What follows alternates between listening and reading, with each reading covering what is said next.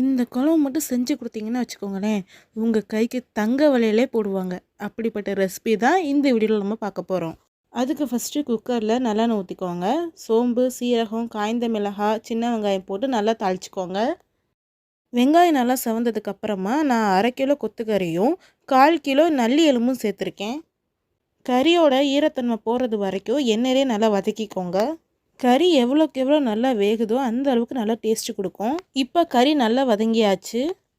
இதில் கொஞ்சம் மஞ்சள் தூள் சேர்த்துக்கோங்க, இஞ்சி பூண்டு பேஸ்ட்டு, மிளகாத்தூள், மல்லித்தூள், சீரகத்தூள், மட்டன் மசாலா பொடி சேர்த்துக்கோங்க. அதோட மிளகுத்தூள் போட்டு நல்லா வதக்கிக்கோங்க. இந்த ஸ்டேஜில் தேவையான அளவுக்கு தேங்காய் பால் சேர்த்துக்கோங்க. அதோட தேவையான அளவு உப்பு சேர்த்துக்கோங்க.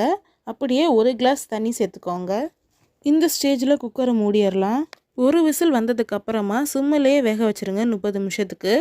இப்போ ப்ரெஷர்லாம் போனதுக்கப்புறமா மல்லித்தலை சேர்த்துக்கோங்க. அவ்வளவுதான், நம்மளோட டேஸ்டியான கொத்துக்கறி குழம்பு ரெடி ஆயிடுச்சு. நீங்களும் டிஷ்ஷை கண்டிப்பாக ட்ரை பண்ணி பாருங்கள். நம்ம சேனலை மறக்காமல் ஃபாலோ அண்ட் சப்ஸ்கிரைப் பண்ணிக்கோங்க.